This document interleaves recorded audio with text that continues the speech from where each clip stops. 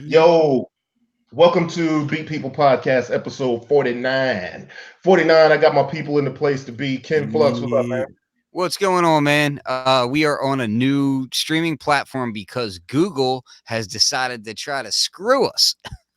And they did, which is why we're starting nearly 2 hours late. So we had to go to, what is this called again? This, It's StreamYard. yeah, StreamYard. So this new platform is something that we're gonna try out. Hopefully, everything works out well. Um, yeah, Hey, so it should be dope. And we got D Steele with us from MSX Audio. How's everybody doing? I just had to. I had to because I had, You gotta have a touch of reverb too, man. Oh yeah, hold on. Let me hook If that you're up. gonna do it, make it right, baby. Oh man, oh man. Like okay, Ken. All right, that's too much. This is driving me nuts. All right, let's stop. He's like, Um, he's broadcasting from a cavern. yeah, from the future. You got to make the window size. Hey guys, how you doing? Hilarious, bro. Oh man, that's wild. All right, yo. So, uh, actually, I kind of dig this new service. If people that's maybe checking it out, I know Inky is out there. Let us know if there's any weird problems, how it's looking, how it's sounding, and this will be the way going forward if it all works out. So, uh, Dope. Sounds good to me. Can you cool. can you guys hear us all right? I'm talking to the chat on YouTube. Do we sound okay? Yeah, I gotta pull up the. Give me a second. I gotta pull up the YouTube chat as well. Dope, If I can find the link, dope. Actually, it should be in your window. Well, I'm actually on the thing. Let's it should see. be in my window. What are you talking about? Like I got it in. I'm in the studio though. I'm in the Yeah, your StreamYard view's not the studio. same. Your view isn't the same as ours. Okay, because I'm the host. So Yeah. yeah, so yo, let's get into this. I wanted to let's jump right into um let's talk about the Zoya. Now that you've had it for a little bit, D Still, how you living with the Zoya? How's I, things with the Zoya? bruh, I swear by that thing, man. It's like so. Here's what's dope about it. It's like 30 pedals in one. It's a little modular synth. So here's what's dope about it. Wait, Uh-oh. what's that? Somebody had the stream up on another channel. You gotta Oh, mute it. oh yeah, That's Ken. that was Ken probably. I was like, what? I just heard No, I myself. had to pull it up and had to mute it real quick. My bad. I Yeah. heard myself in the past. How long have you had it now, the Zoya? I heard Probably myself in the past. yeah. That's one of the weed moments right there. That's like what? Um, Now I've had it for 2 months, and it's been great. I've used it a lot, and the MIDI. I haven't even dove into all the MIDI capabilities. I just recently saw those Fader 16 joints, those Hmm. FN 16s. People using Yeah. those with the Zoya. Oh, Which dope. is crazy because that's also been used a lot with the ER301, Of and like course, that yeah, thing's super versatile. So yeah, yeah, that's got my interest as well. yeah. I definitely want one, so I can use it with all the stuff that I'm using that. But yeah, the Zoya is pretty dope, and I use it with my modular a lot. I use it as a send for Ableton. So basically, I have it as a send and return in my interface, and it's basically Mhm. a live plugin that I Mhm. can just Dope. use for whatever I want. So what's the actual chain though? Is it just that, or do you have like multiple things in Oh, that? I have multiple things. So I have the Zoya, I have the SP404, and I have the Empress reverb, It's a nice change. all like in series with each other, and then I just create crazy effects with that. So you have the Empress reverb. How are you feeling about the Zoya reverb algorithms versus that Empress reverb? Because that I'm sure they took some of that from it, but probably Yeah, not all. they took some of them, but not all of them. And the good thing about it is that they're constantly updating it and adding things. So it's one of those things where like they might decide tomorrow, hey, we're gonna throw another algorithm from the reverb. Well, when into you the say Zoria. constantly updating, you've only had it for 2 months. Has there been an update during that time? There has been like 4 updates already. Wow. And they've Really? 4 updates already. They're adding capabilities. They added some new tools, added new saving features. They keep adding things. So it's really a dope environment. And it's for me as a sound designer, it's just a tool that I had to have. I was like, wait, you mean to tell me that I could have a pedal that can kind of be whatever I want it to be? Yeah, I need that joint. That sounds insane. And too, so one Kim was mentioning about like Zoya can be anything you want it to be. Same as what was the other thing we was just mentioning, Ken? That Oh, plays Oh, feedback. the critter and oh, the guitar. organelle. The organelle. Yeah, the organelle 2 or whatever it is. The interesting thing is in my mind it's tough for me to resolve that those two things that look so different could be anything like that, but they can play the same kind of patches and become anything that you want them to be. But I think that's mad dope. But the difference here with Zoya though is that you don't get all the routing with the other one, right? The Zoya allows you to do different routing effects chains. Yeah, That's yeah, right. and it At least also with the tactile feel. yeah, but MIDI is what gives it a lot of tactileness because now that you can hook up Hey, Star. what happened? Oh, my bad. Star's in the house. What's up, Star? Oh, hey, what's up, Star? What what's cool is that MIDI opens it up and gives you a lot of control. Like so think Right. about Zoya. Like here's one thing that I'm thinking about using the Zoya for when I get this device. Befaco just came out with that MIDI to CV.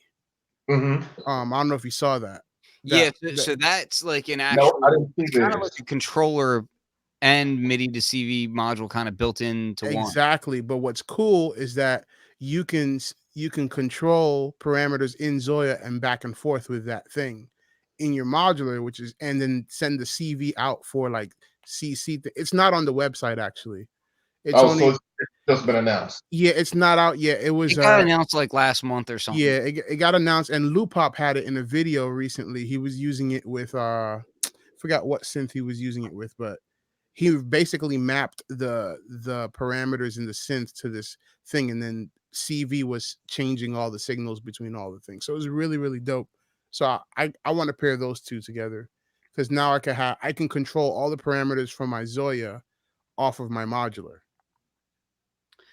Yeah, Yeah, that's that's that's great. So something you can modulate all of those different parameters. Like you can send LFOs or use it just about anything in your rack that can send a CV out into your Zoya and start modulating the different effects chains that you have up there.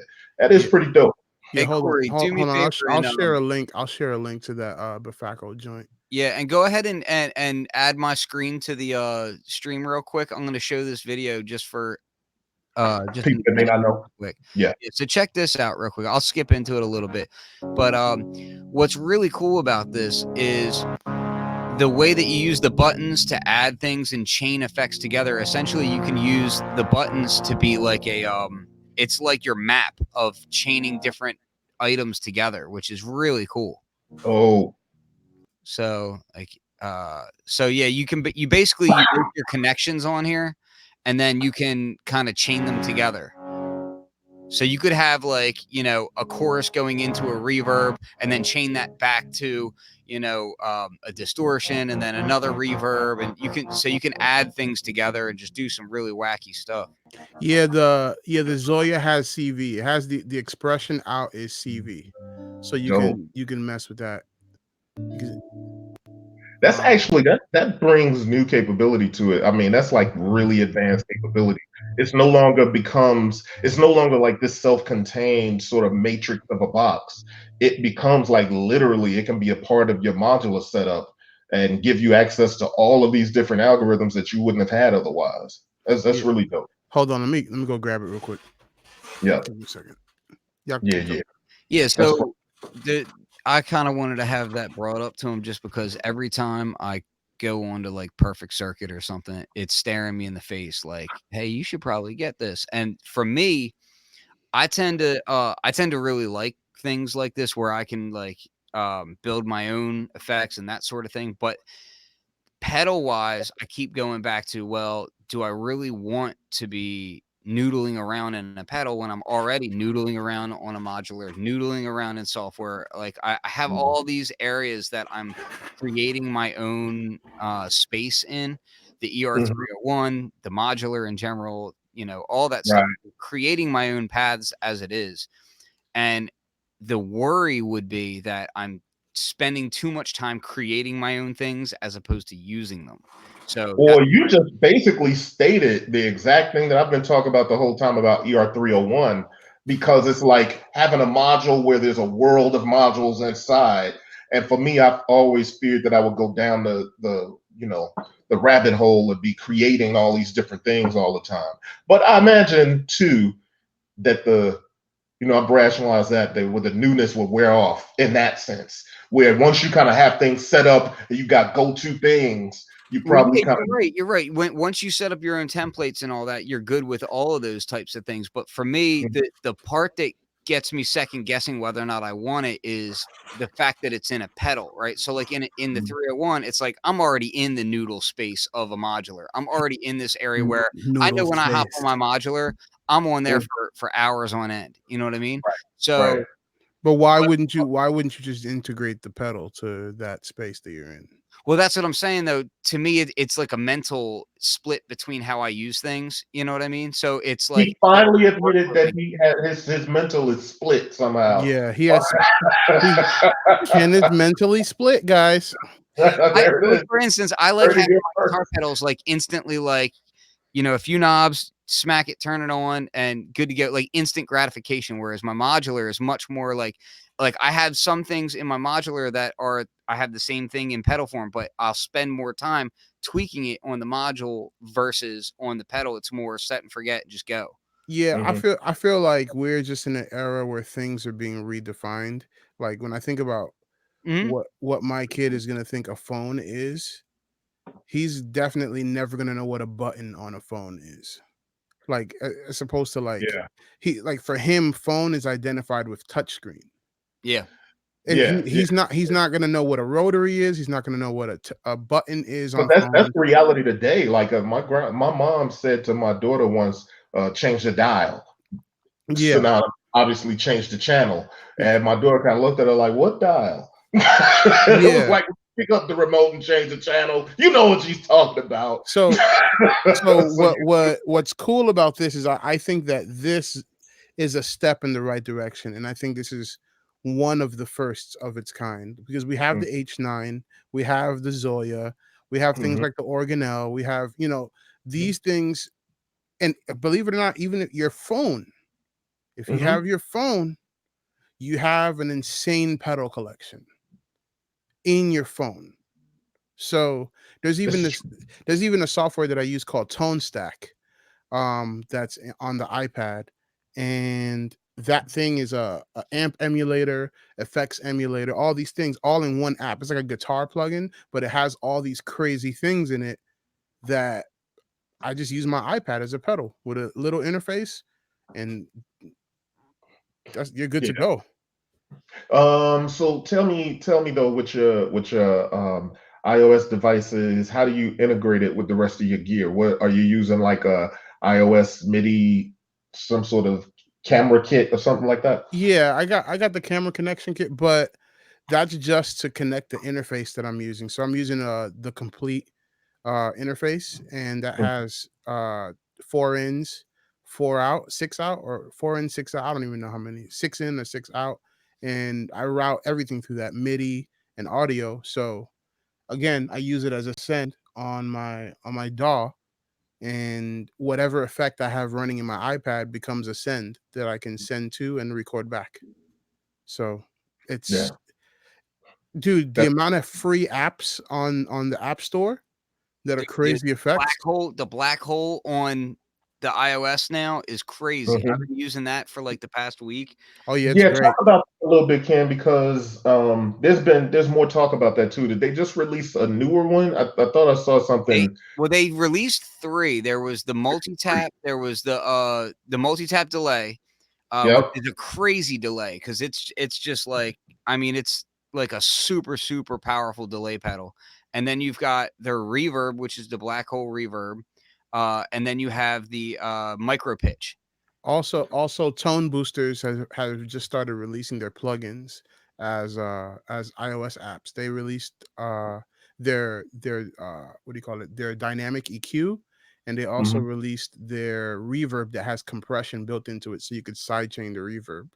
And whatchamacallit, audio FabFilter, damage. yeah, So audio damage has a bunch of really cool stuff. And audio damage has like a fake side chaining app in there too. oh That's yeah, cool. Pumper, that joint is dope. Yeah, yeah. So Yeah, that thing's dope. MSX Audio, they have these kind of cool things too. Just yeah, saying. we got some really cool stuff and some I other actually things on don't, the you way. know what the one I don't have is the tape. I don't have Oh, that. Ken, you got to get that. Well, I yeah, gotta I gotta we'll hook you up. We'll hook you up. We'll hook I you up. keep Don't worry meaning about to put that on there and yeah. Fly tape? Yeah. Right, fly tape is dope. Yeah, I keep Yeah. meaning to put that in my setup, but I keep forgetting. So But if you have fly tape, you basically have like a dope ass glitch SP404 ish kind of Yeah. thing, and it's really And- cool because yeah, the Eventide plugins are released. Yeah, those are really dope. I bought them as soon as they came out. I bought the FabFilter bundle the on fast iOS. stuff is dope, and Yo, the super dope. AUX, the dub effects, and the what's the reverb one? Hold on. Oh Yo, yeah, can I just say right quick, I'm bouncing between our conversation and how much I'm digging this new streaming situation that we got going on, because I can do things like this oh and yeah, show our yeah. That's participants, That's fresh. dope. you Yeah. know what I mean? Yo. Yo, So don't I that's get a gold star for like finding this today? Like in no, short time, I get a gold you do star. not. You do not. Ah, Yo, Ken always trying to You get get a something. silver star. We'll work Yeah. on the gold. I want my credit. Yo, Ken always trying to get something. He's I'm like, just trying to get, man. I need credit. I'm always getting So, overlooked. so I let me want say, my so credit, damn it. the black hole reverb, the ultra tap delay, and the micro pitch, Ken all wants on Ken iOS wants to get credit for discovering a black hole. Hey, now. there's a joke that I'm not gonna. Ah, Oh man, ah. Also, the ultra tap is dope for glitch too, man. Oh Huh? yeah, it's super dope. I use it for a lot of sound design stuff because I have the desktop version. So when I saw it came out on iOS, it gave me the ability to just hook up like a synth directly to it outside of the latency from traveling in back and forth from the Fresh. computer. It's really Yeah. cool. Okay. Word. So, actually, that kind of, let's see. Zoya looks amazing, great for travel setup, Op1, Organelle, Wish, Empress, Zoya, and Eurorack module. So that's an interesting thought. But now that you're able to integrate it, right, with CV, would you want something like the Zoya in your rack? To me, it would have to be formatted in a different way. Yeah. And it would be smart if they just came out with an effects unit that had patch points and no buttons, because then you can kind of integrate it in a different way with modular. Because right now, as a pedal, it doesn't make sense if they had all these buttons and all these other things in modular. But if it was a modular like unit, it would have to be a different form and just like just Yeah, yeah. They'd have to kind of accommodate it a little differently. and yeah, and realistically, once the operating system is a little bit more fleshed out, that's kind of what the 301 is, because the 301 is going to be able to run what is it? Is it C sound, or is it The whatever three, whatever that other coding platform is. or the ER301. Yeah. Yeah, the ER301 is going to be able to run patches from other stuff as well. So to me, the ER301 is just like, that's kind of sort of the future of a lot of things, because allowing users to have the flexibility of creating their own effects, their own synthesizers, their own whatever inside of it, and controlling it however they want. So, yeah. and you could create the user interface how you want it. You know what I mean? Like that top level, however you want it, which is Yeah, really the dope. ER301 has been one of the best purchases I've ever gotten.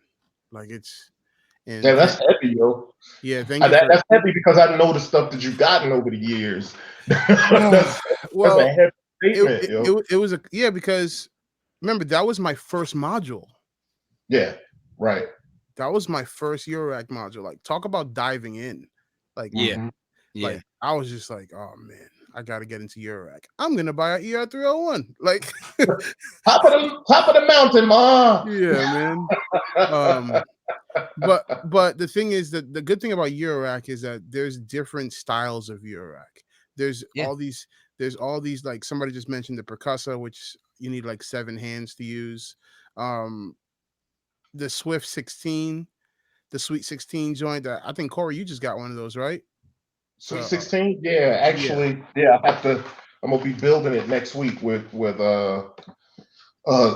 yeah, is it in the camera? Yeah. So I got the Sweet 16 Plus. I'm gonna be building it next week with the SoCal Sense Society.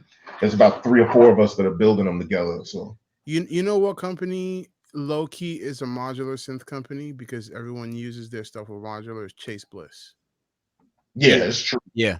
I can Like, see them being but you know what though? What was that pedal? Hold on. I mean that Eurorack Instant Lo-Fi Vintage. So one of the dudes that helped develop Instant Lo-Fi Vintage, which is a module that kind of gives you that vinyl sound. It's a module. He You mean ended Lo-Fi up Junkie? Lo-Fi Dookie. I don't know what you mean. Lo-Fi Junkie. Junkie, not Dookie. Lo-Fi yo, Junkie. Yeah, there you go. yo, whatever lo-fi dookie is. I don't want any I don't part of want that. none. Corey, I don't know Bruh, what's going on with your bruh, mind, but no. bruh, that's like when you look in the toilet and your shit is like pixelated. Yeah. It's not quite a log. It's like a blocky log. It looks like a He's what like, do you call yo, it? this Dookie's lo-fi.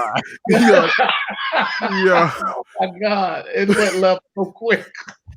And it's instant. That's even worse. yo, Yeah. that shit look like a Minecraft dookie. Oh, man. Yo, like On yo, behalf of Beat People, I apologize for this podcast. yo, you got that Minecraft dookie. Oh man. It's So blocks. yo, Instant Lo-Fi Junkie, right? So from what I heard, one of the dudes who developed that started Chase Bliss. So Oh, I dope. think they approach their pedals in a way that modular I'll be right companies back. their modules in. So the other thing about guitar pedals and modular would be interfacing. So obviously, as he said, he has his on his interface as a send, so he can send whatever's in his lab through there. The other thing would be interfacing with Eurorack guitar pedal interfaces. So like I have the Maleka one in my rack here. What's it called? Send return. SND/RTN. And you can of course do it with mixers and whatnot. It tends to take up more space when you do that, but it's, in my opinion, a lot of the times the guitar pedals are cheaper than the modules. So if you have something similar like that, it's an easy way to integrate your Eurorack in your pedal situation, or you can just put it in a DAW situation if you're doing that.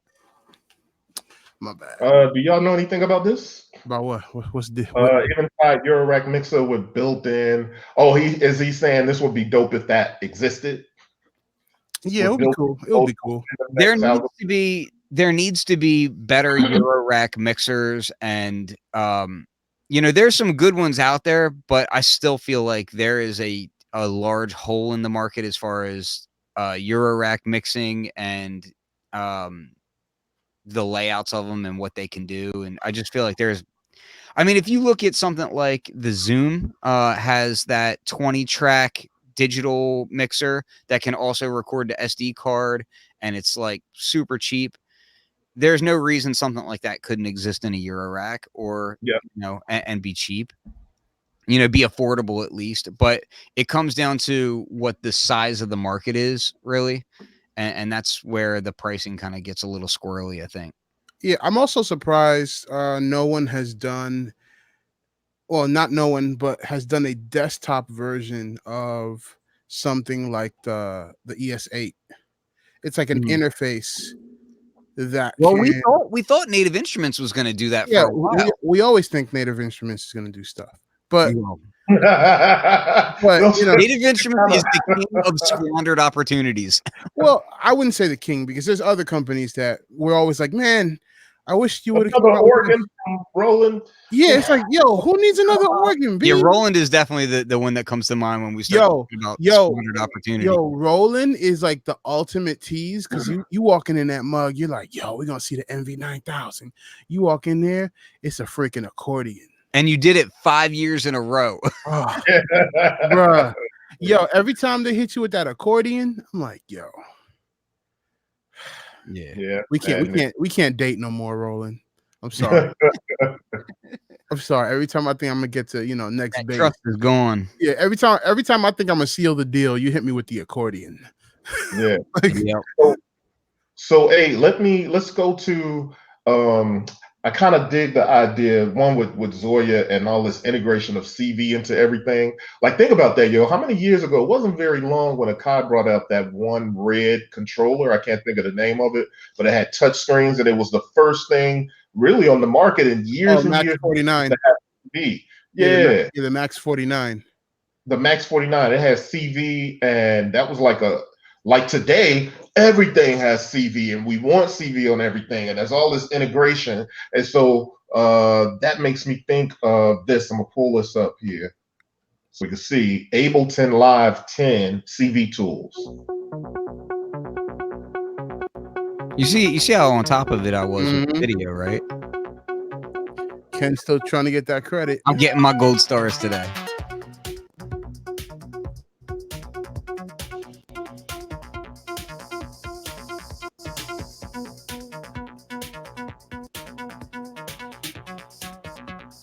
Man, just watching this video makes you want to buy a shuttle system. It makes me want to shave somebody's arms.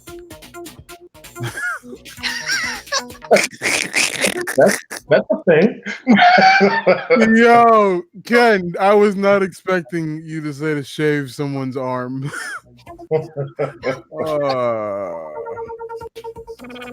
Yeah, that's super dope. Yo, CV Tools is fly, man. I've been using it since it was in beta. It's really cool. Because when Shonda told me that the beta was out, I was like, oh snap, let me go download that, and I haven't stopped using it since then. Like, it's great. Like, I'm clocking my modular on my desk with CV Tools from Ableton, because I don't have a MIDI CV joint at the moment. Well, not in this case. So I'm just clocking. I'm sending a clock out from Ableton to my modular to my Pamela's new workout, which is clocking everything else. Mm-hmm. So it's super dope. I just started using it. I actually met with Ableton the other day, and they were kind of like, yo, you gotta start using this. And I was messing with it. And the first thing that really kind of jumped to me is how quick and easy it is to set up. Like, it's integrated right into it. It's not like totally separate from anything. It's not like I got to load up reactor blocks and then I got to set stuff up. It's right there. Like, it's so what you got CV instruments, CV triggers, CV utilities. Like, what kind of utilities? Multiply. You get envelopes, LFOs, multipliers, all that stuff. Clock and dividers. everything syncs back and forth. Dope. You could even clock Ableton via your modular. Yeah, which is crazy when you start thinking about also Ableton Link, which means you can clock everything else from like your modular. Just with Ableton Link, with just over Wi-Fi. It's crazy. What's the latency like though with something like Ableton Link and something like that? It's not really bad. I use it all the time. Like, I'll create something on Elastic Drum on my iPad and set it up via Ableton Link, and it tracks, and it's probably like maybe like 1 millisecond to 2 milliseconds off. So I could fix that, in Ableton really quick. And it's getting better all the time. It used to be worse. So they keep improving it because they keep updating Link. That's dope. That's dope. Yeah, man, we're moving into some interesting places with these tools and stuff. I got to tell you, there's some other people that I won't name that I've asked to do something similar to CV tools.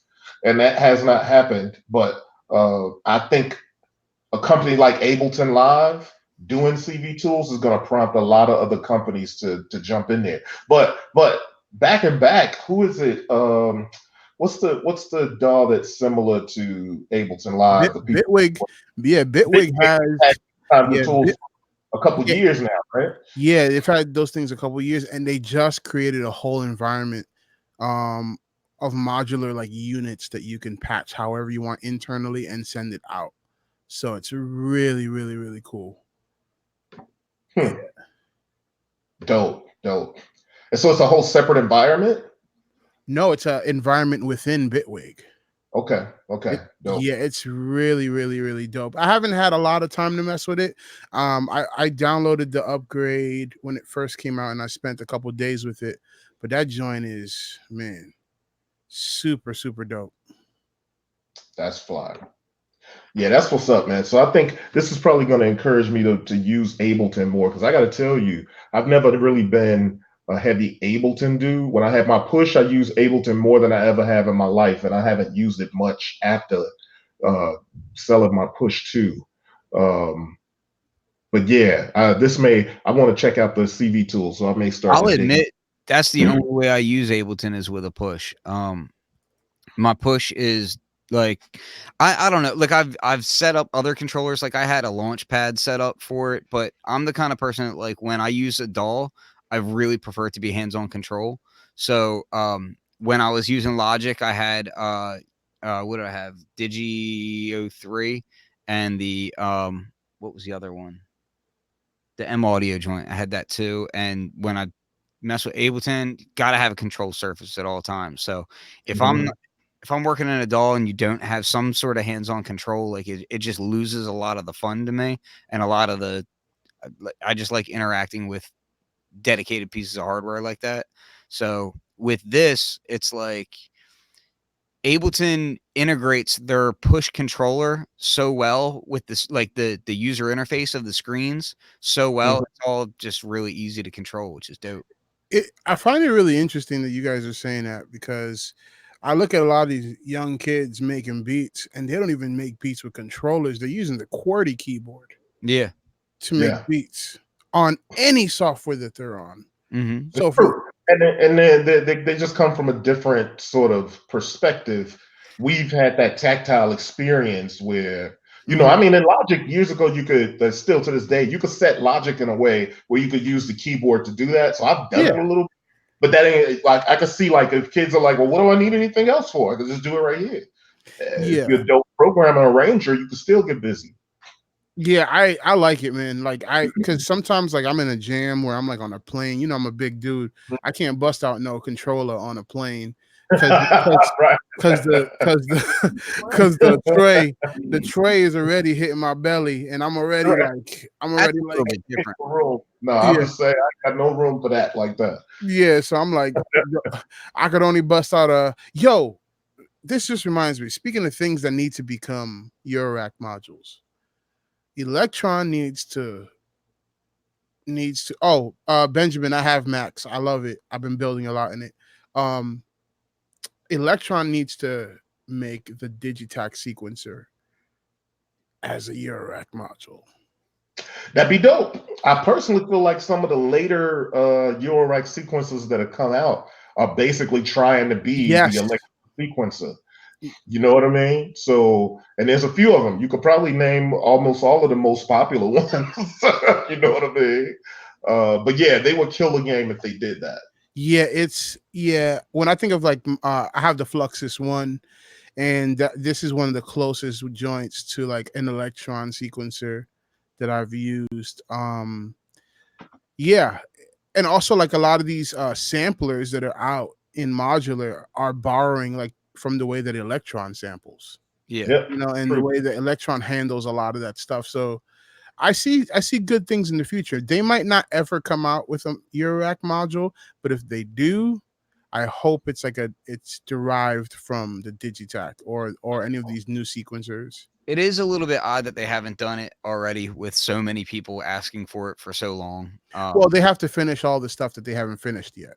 That Well, they there's have. that. I'm not even gonna get into like, what I like or dislike about Electron, but I'm just saying it to me. It's interesting that because well before the Digitac boxes, like and really even well before the MK2 range came out, people have been asking for it. So it's and I know that Electron's been interested in Eurorack for a long time. So it's one of those things where you're like, okay, the writing's been on the wall for a long time. Are they working on it? Is it Maybe they're just trying to find the right entry point, that the right thing can make or break your entry into like a new space like that.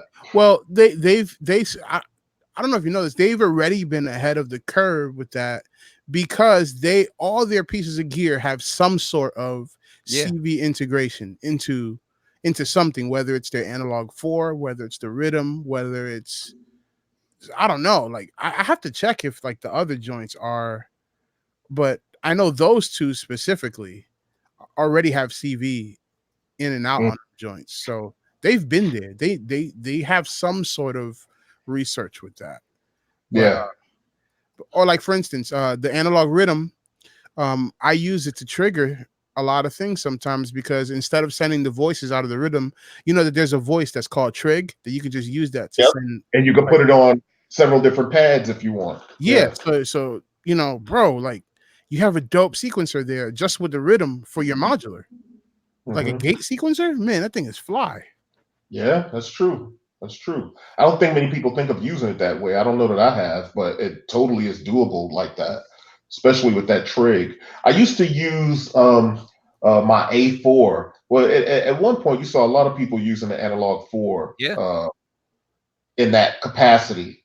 So that is dope to be able to have that sequencer. People are always finding ways to use those Electron sequencers with the Eurorack. So I think that's kind of like a telltale sign that that's something that is wanted, that they can make it happen. I think they can make it happen. I think for them also it's marketing, it's the time. You know, there's a lot of stuff. Dude, when you think about it, you can buy that new model sample. You can buy the model sample, hook that up to a MIDI to CV. You have 6 tracks of Electron sequencing with the model sample. Yeah, that's dope. Yo, while we're on sample stuff, you just got a new sampler for your Eurorack. Oh yes. See, yes. That segue deserves a gold star.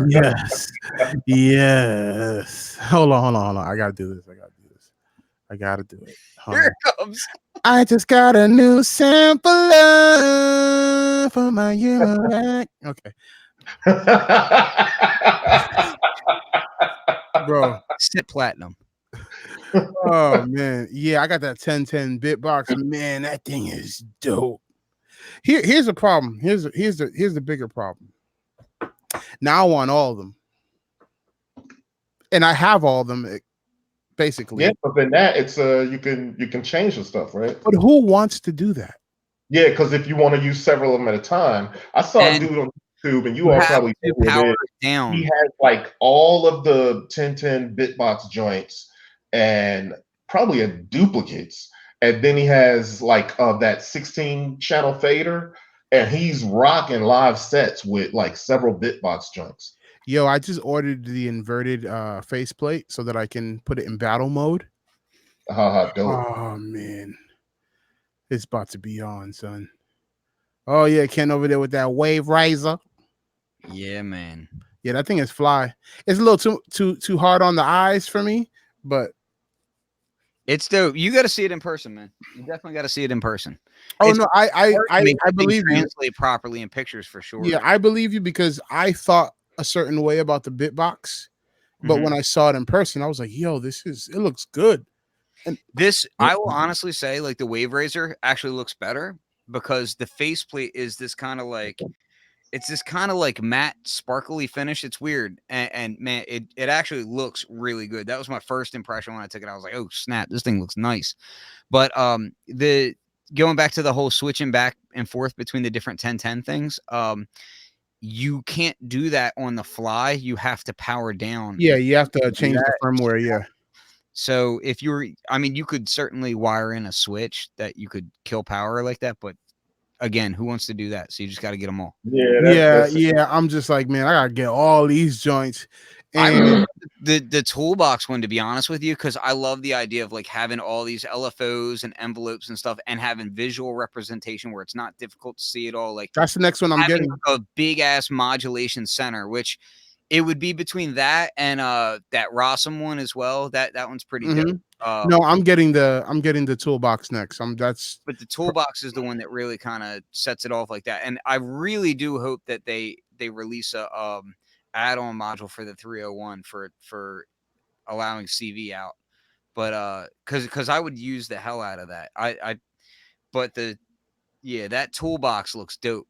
Yeah, it's dope. And what's cool is that, well, the toolbox is a series 2. It's not what the Bitbox. So Bitbox is a series 1.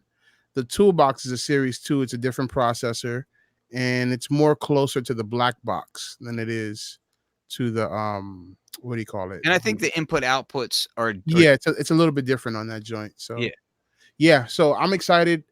I'm excited about that purchase. It's gonna help me to produce and make beats the way that I want to in my Eurorack. Because think about that, man. The toolbox and the ER301 together, and then sampling each other back and forth between those two machines, like, oh, bro, that's dope. And then too, does it allow you to stream from the SD card? Like, yep, for instance, with my black box, what I really dig about the black box is that obviously you can make beats on it as like a regular sequencer, but you could also use it as like a clip launcher with full beats on it. You know what I mean? Corey, Like, I put a whole beat set. I put a whole beat set and streamed it from different pads on the screen. That's what's up. That's what's up. And that kind of stuff is what I'm talking about when it's to when when you talk about doing like a mod bap or Eurorack set, and there's this idea that because I just started performing in that capacity, when somebody says, yeah, you got an hour, and I'm like, what? Who got an hour? Well, the thing is, because the force isn't doing disc streaming, so having something like the black box or something like the Bitbox in the rack, where you can stream a song while you get something else ready and use that to transition and keep everything going, it's really dope. That's really dope about the whole series of Bitbox, Black Box, and stuff like that. Yeah. People keep mentioning why not the Force. Force is dope. I don't have a Force yet.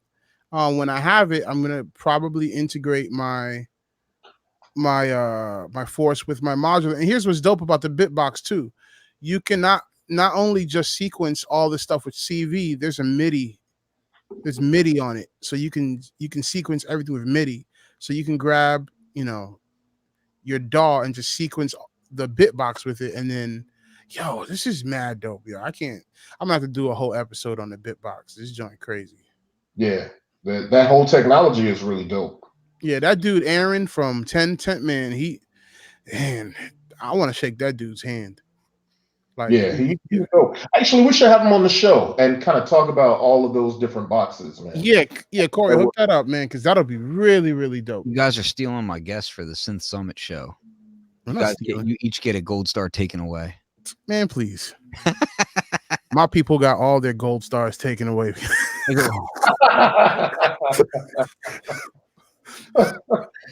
Oh man. I got to drink to that one. Hold on. All right, so there was something else I had to I wanted to bring up your Instagram. No hashtags. Oh yeah, that's just something that I'm working on. It's something that I wanted to bring up though. So you go ahead and tell them your Instagram handle. So my Instagram handle is Daniel Steele Music, DanielSteelemusic @gmail.com. And I'm posting a beat a day, a 30 second to a minute beat a day, just to be more active and engage more. And what I do is I literally wake up in the morning, make those beats, and then mix it, and then post it on Instagram. And at the end of the month, I'm dropping a 30-minute beat tape for people to commute. Some of those beats were pretty old though, right? Yeah, some of And them. then you just you clean them up and Yeah, some of them were like joints that I did, but I never did anything to them. So I literally just went in and just did a proper mix down. You know, ran it through a mastering chain that I put together, and that's it. You know, just been trying to be more active because a lot of people are always like, "Hey, when are you gonna come out with music?" And I'm like, "Man, I'm gonna just do something." well, you just got off tour too. Yeah, I was on the road for a long time, so I really wasn't making music, and that's also how I learned my gear. I learned my gear by just sitting in the studio and making beats and integrating everything, my modular, my synths, which reminds me, I need to tune my grandmother because she's out of tune. And it's Yo, your grandmother's out of tune, yeah, son. yeah. Yo, Yo. and they said your chair is on fire too, but the fact of the matter is, it's Oh no, just no, that hold on. you got a My steampunk chair. no, my chair isn't on fire. That's a that's a diffuser in the No doubt, but it did look like it was steam coming oh, out of your chair. oh man. That's Steele, hilarious. so Steele is the one with the good smelling studio. Yeah, I have the Right. We got yeah. Corey. Corey's got the luscious lotion studio. Oh yeah, Corey got mad. Toasted studio. Corey got Corey got shea butter lotions, assorted lotions. Shout out to Stoney, by the way. Oh man. Yo, man. Yeah, it's just yeah, just trying to be more active and trying to do something different. And I didn't want to do like any specific hashtag, so I figured I just put a no hashtag. And then So is that going to be the name of the album at the end of the 30 days? I don't know what it is. Like I'll make it up like the day that I post it. Just tell people about how the numbers, if you put them all together, it equals the PIN number to your bank account. No, so check this out, right? So check out how I started that. I basically went to type in like beat number 1, and I just decided to be crazy and add a bunch of numbers in series of that one number. And I was like, yo, this actually look, because I love the way numbers look and letters look. So I'm like, yo, this actually looks pretty cool. I'm just do this every day. Well, see, you're not actually supposed to tell anybody. I don't care. Keep it a mystery because now you've got like hexadecimal and like, you know, you've got people They're trying to figure out a code. Binary into it. No, there's no code to it. It's just there's a look. A People lot are of thinking that you're being like Aphex Twin. And no. Look. Let me tell you something. When it comes to music, just do. Like sometimes you don't have to be methodical. Just wake up in the morning, go to your piano and play something and record it because that's going to be the vibe. Like that's going to be the vibe. A lot of people think too much when they're making music. Like you shouldn't think, just do. Actually, the best stuff, that's why the best stuff for me comes together when things are just flowing and they come together a little more quicker because you're not thinking through it. You're just kind of going with the vibe and allowing it to be what it needs to be. Yeah. That's what's up. God, Luscious Lotions. It's an excellent album name. Oh, that's our next Mod Bap album right there. Luscious Lotions, aka Lay it down. The Slick. Yep. The Slick. Tune up that Granny. That'll be one of the tracks. Yo, tuning up Granny. Oh yeah, it's like a hair sharp. And here's what sucks.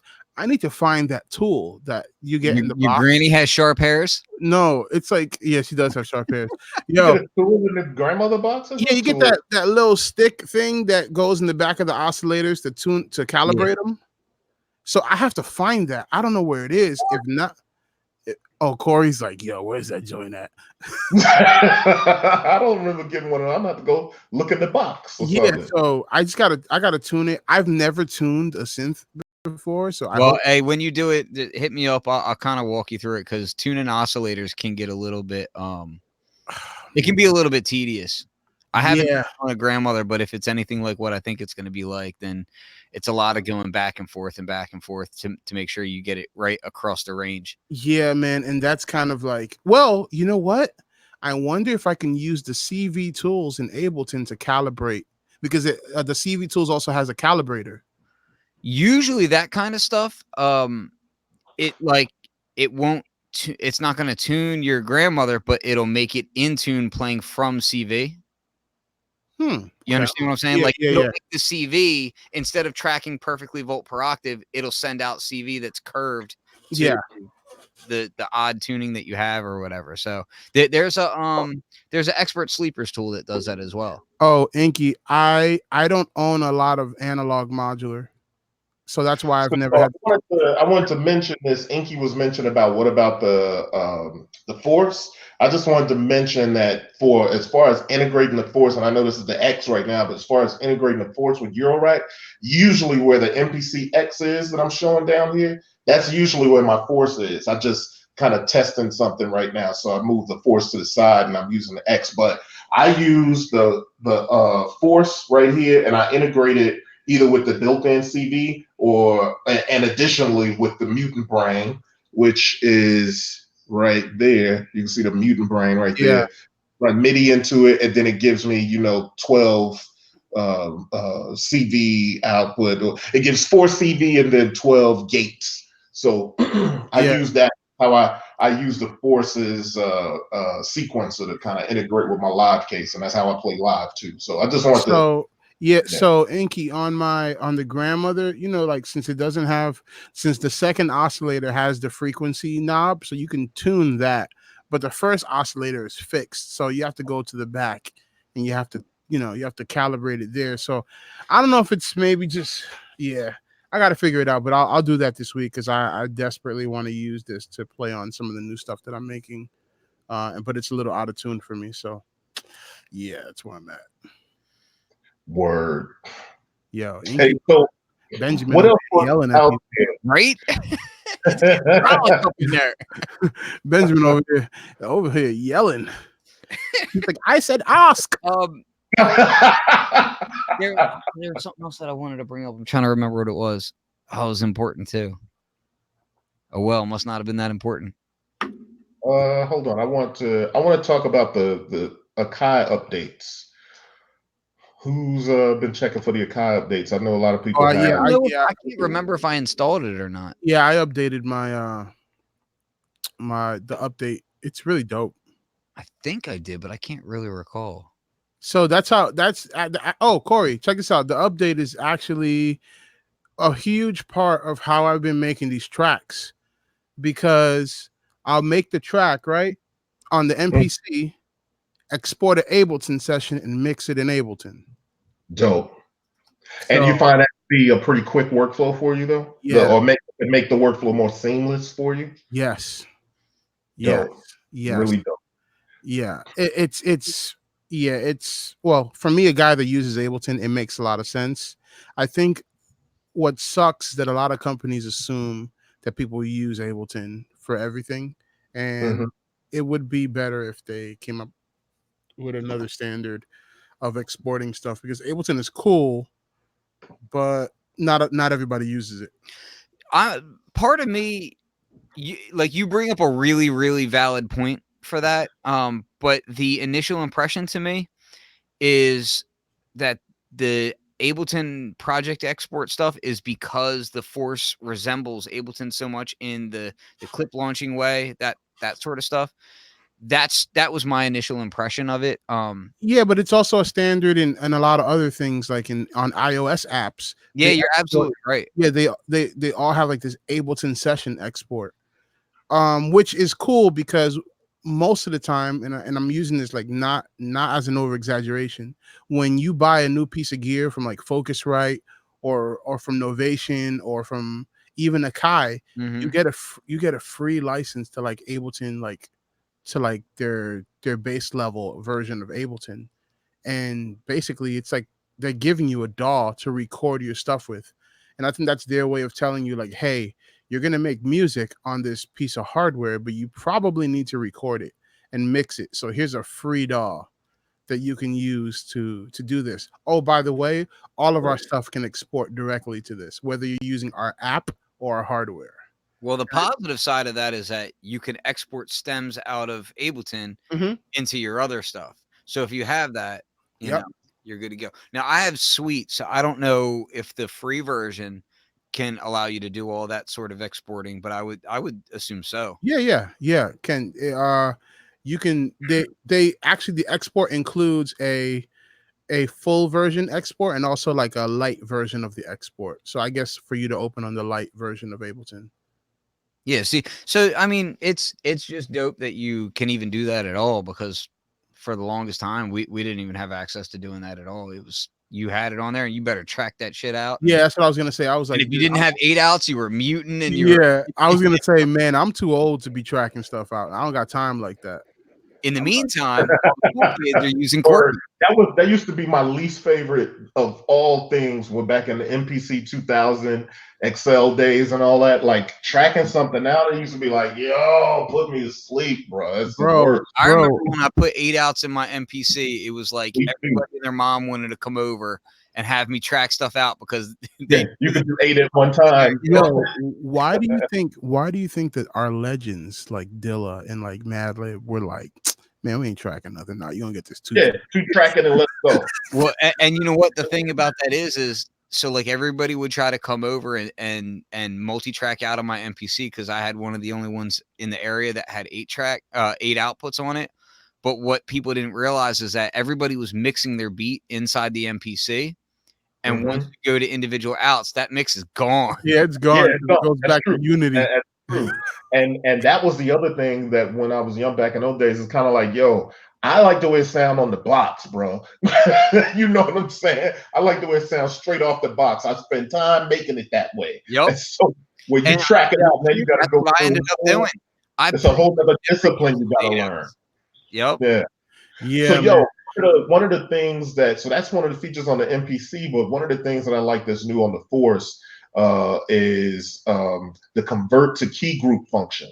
So how you could take one sample and convert it to key group. So it's convert to key group function on a drum track. Users can quickly convert a sample assigned to a pad into a key group track. So there's this keystroke you do. You like say if you got a piano hit or a bass tone on one pad, you could do a keystroke, hit the pad, it creates a new track with that spread out across all of the entire keyboard like a key group. So it automatically creates a key group and a new track for you. Man, they need to bring that to the MPC, bruh.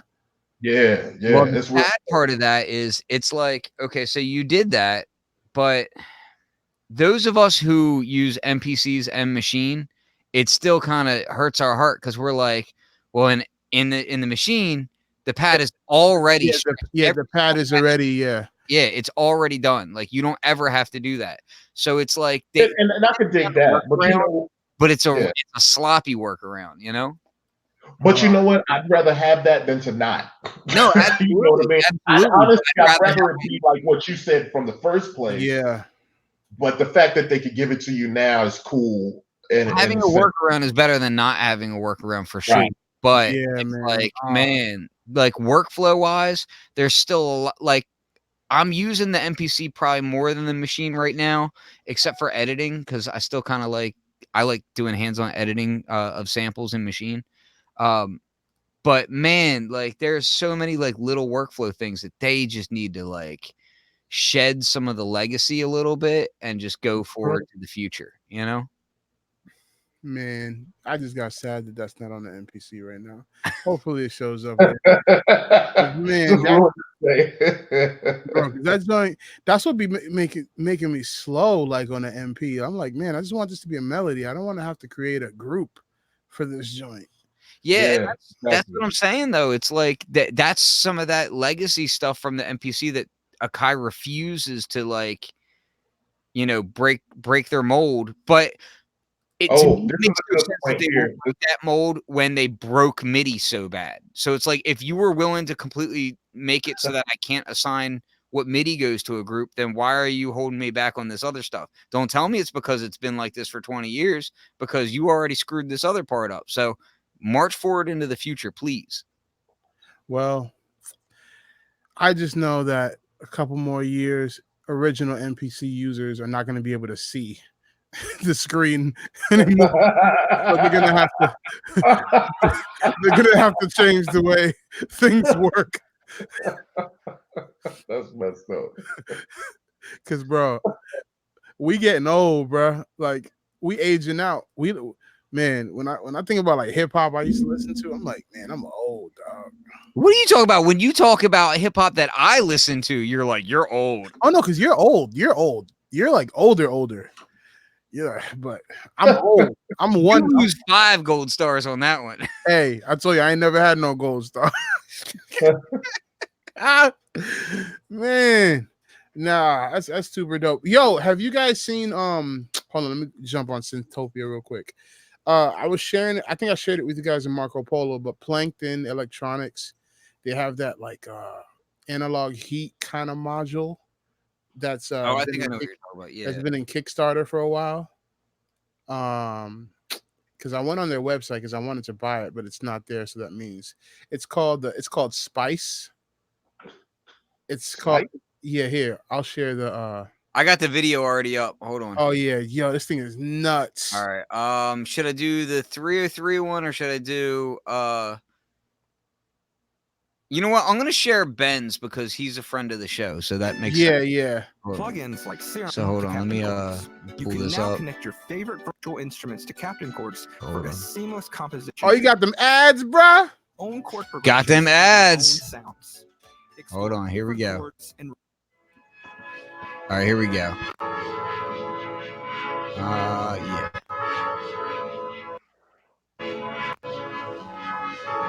Hello. If my name was Brian, I'd say let's take a light bath. Wow. Bars. Lovely cleansing. Here, we'll skip in a little bit. So go to the Kickstarter if you like this video and do go support it. So we'll skip in just so you can check it out. Section all independently, or they can mix through each other. So I'm coming in through these filters into the analog section and coming out. I've patched in this sound, the dry output, through a send and return on my mixer to a delay and then to the digital section. And I love some bit crushing and decimation and downsampling. Corey, you peeping this? Now I am. Especially when you can kind of hide that and crunch up a background under a pad. So here's the wet sound from the main unit, not the digital section. And here's that digital section getting the same output that you're hearing through a delay, then into the digital section.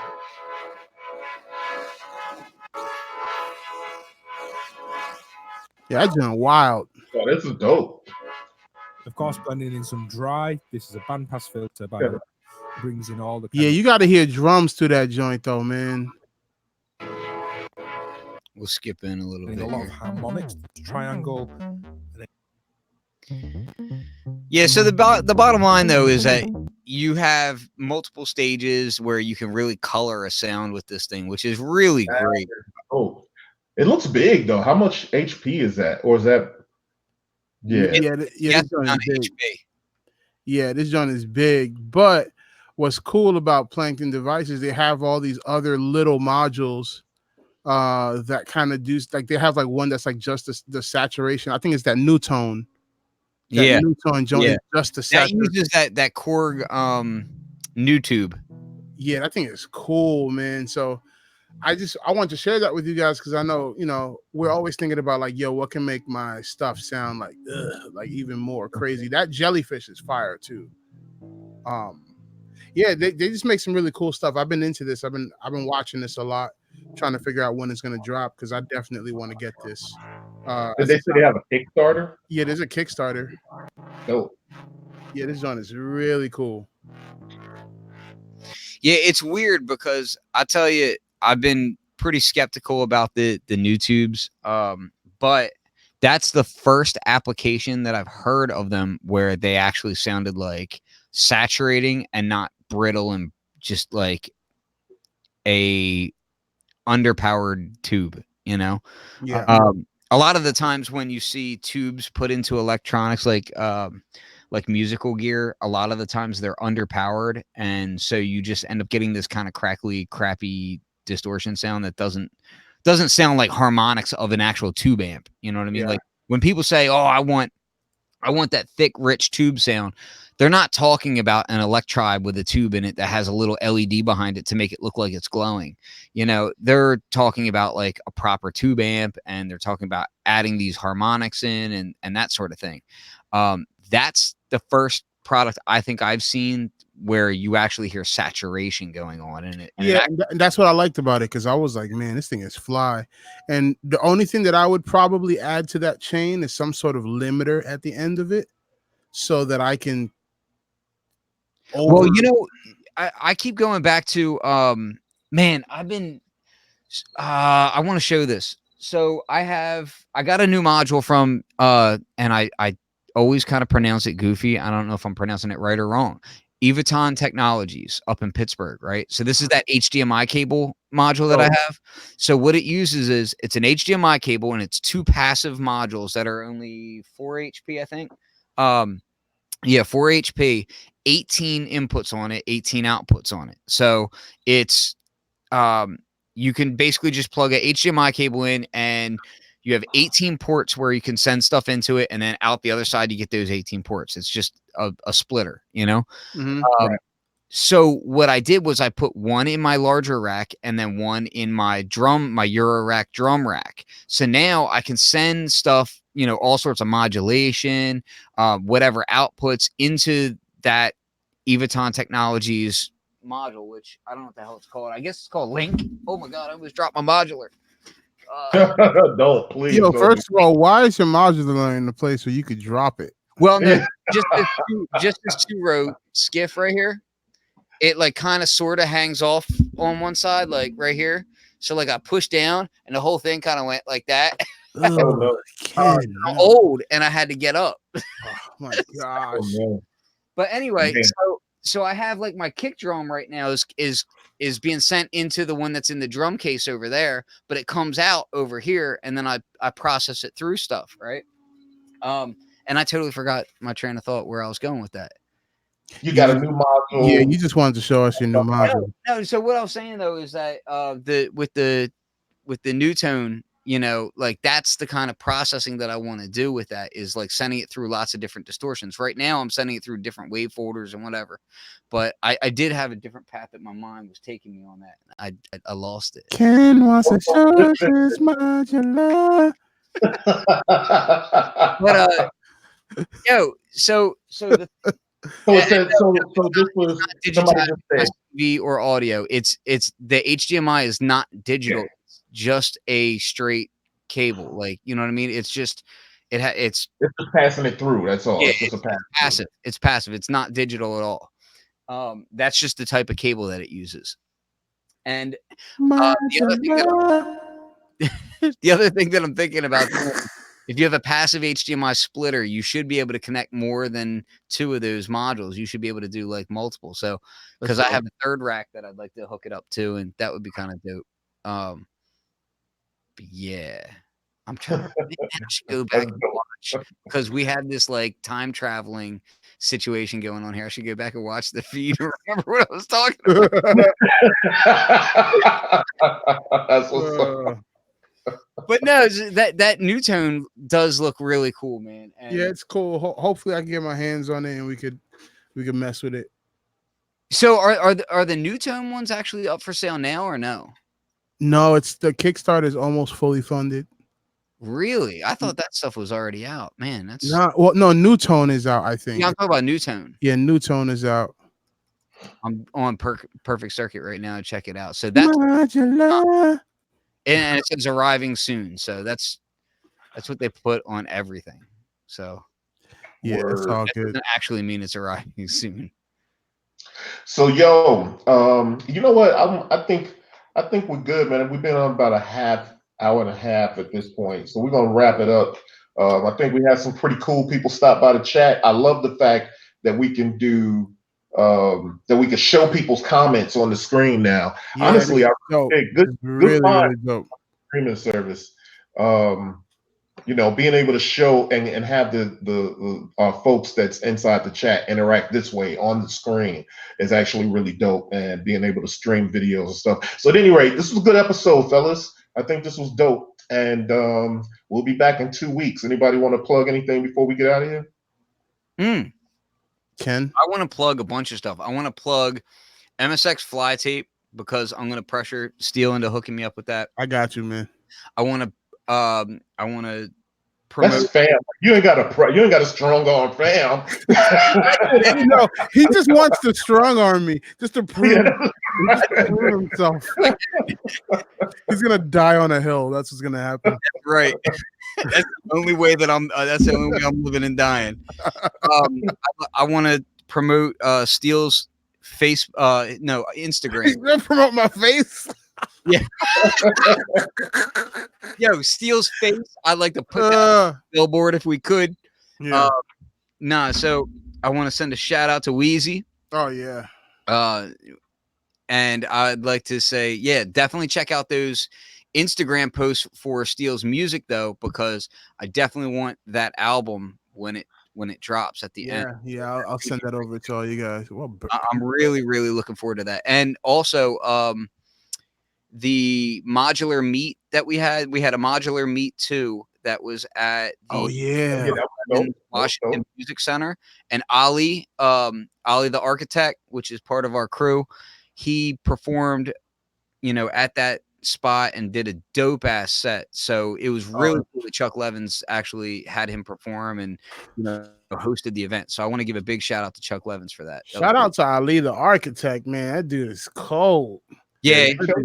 And you know what was really dope is when he did the set, at the end of the set, we did like a Q&A, and people, you could tell that like not a lot of the crowd was like hip hop crowd, and they were asking questions, and it was like every question they were like kind of questioning, is that a sample? That because he had his MPC up there too.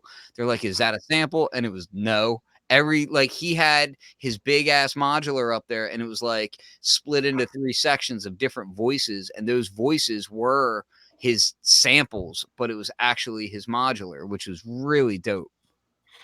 Yeah, I'm glad you brought that up before we get out of here, because that's one of the things. I'm glad that more and more we're getting into situations where like Ali is doing that thing, and where me and Aaron and Ali got a chance to do the North Coast modular where we did beat breakdowns, or like super dope. All these different instances of us kind of showing pulling back the curtain on mod bap, because I think people think sometimes when you hear beat that's based in hip hop, you don't always know how intricate and how layered and how creative it is, because you think of just sampling a loop and that's what it is. Yeah. But it ain't always like that. And for him to be able to answer the questions and see in real time that the people were like, oh, yo, I just thought that was a sample off your modular, where he was really off the MPC, where it was really like, we're using MPCs and X's and lives and digitags and all that stuff like a sequencer for what's in track. And, although we can sample stuff, and we do sample stuff off of that, what we sequence, but a lot of times it's actually you're seeing the box as the sequencer for what's in the rack. Exactly. And that was dope. Yeah, gotta do that. Well, Corey, you know what? Next show I know what we got to talk about, because I'm waiting for it to show up in the mail. The Sensel Morph. You got that, bro. Dope. Yeah, actually, I talked to the dude from Sensel about coming on the show too. Maybe next show we get on. Yo, I just ordered that joint, and I'm so excited because that thing is super cool.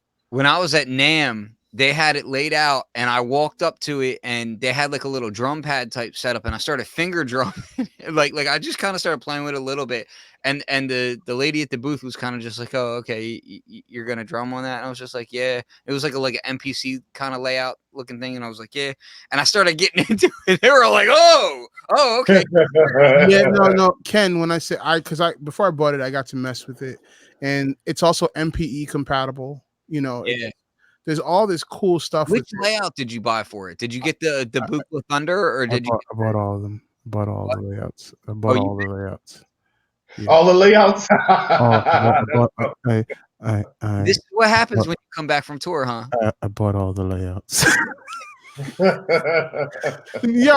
yo, I saw this, because they did a video at Perfect Circuit recently, and he did a full hour explaining everything about this thing, and I was like, yo, That's probably one of the dopest controllers on the market that no one knows about. And you know what? You know what's funny? Corey, share my screen. Yeah. So D Steele, you know what's funny about that is I was in Perfect Circuit when he was setting up that day, and Figures you were there. Yeah, I was just happened to be there, and I was like, "Oh, what's up, man?" He was like, "Yeah, I'm doing a thing tonight on this on the products," and so I thought that was dope that he was on there, man. So this is the Stencil. The Stencil is this kind of, it almost looks like a Mac trackpad when you're standing in front of it, and then you lay these kind of, they're rubber or latex or whatever they're like silicon. They're like silicon. Yeah, silicon, whatever. Listen, man, I likes to get sexual with my gear. Okay. You know, just make sure you got X for now. Just make sure you got some Purell on the entrance. So, yeah, man, there's all these different layouts that you can get, and it's actually it's surprisingly sensitive because, like I said, I was finger drumming on it, and I was able to get dynamics, and like, it was pretty dope, man. Ken, it's pressure sensitive too. It's pressure, that's what I'm saying. And it locates, like if you take the overlay off and just lay your hands on it, all the points show up. And it has finger position, all that stuff. It's nuts. I'm feeling thirsty right now. I might actually buy it. So what I'm thinking about is connecting that to like a FH2 or to like, you know, something like, and sending all those MIDI signals. Yeah. That's what I was going to ask you, is what the plan is for integrating it. Now, one of the things that I'm really struggling with is like FH2, or what's the shuttle control? Yeah, shuttle control is shuttle control is the other one that I'm actually considering. But shuttle control to me at the moment is extremely expensive. It is. Is extremely expensive for what it is, and I wish it was a little bit cheaper. There's other options like the FH2. There's also Polyend just made that new that poly module, but they made a second version of it that's smaller than the original one, which is really cool. Yeah, there's a bunch of other MIDI to CV interfaces, which is really cool. So yeah, the Polyend stuff, man, the first thing I'm buying from them is going to be that percussion kit. Oh yeah, that thing is fire. So bad. Yeah, peep that. So that's like, but here's the Polyend Poly 2. Yeah. Which that is a lot of IO on that thing. Yeah. That's a lot of IO. I could rock that. Yeah, and it's less expensive than the shuttle control. 349's not bad. Yeah. Now, can you freely assign all this stuff? I don't know. I've only watched a couple videos on it. I have to do more research. That's why I haven't bought one yet, because I want to do more research on what they can do. Yeah, me too. I gotta check a little bit into that. But yeah, like between that and the FH2, which is see if I can pull this up real quick. There it is. Boom, my internet is kicking today. Look at that. There it is. $299. So it's a little bit cheaper, but it's also a lot less outputs on that one. Yeah, but it's good for like smaller cases. Also, yeah, that's what I was gonna say. It's also a lot smaller too. Yeah, so, that's dope. Yeah, that's something that I'm gonna have to look into all of this stuff, because integrating the MIDI and pad setup with the modular is always something interesting. And if you had that, the fact that it has that Buchla style layout that you can get, plus you can throw the MPC style layout on it, like that's a lot. It's really cool. And they have a overlay creator. Mm-hmm. So you can create your own overlays, and with the software configure it to make it, you know, do what it does. Yeah, I will say, cool. And I know we got to close out the show, but I just want one thing that I'm noticing as far as like the whole ModBap thing, integrating with modular and modular percussion and that sort of thing, as far as interfacing, is one thing that I haven't really seen. And please, if you know something that does it, let me know.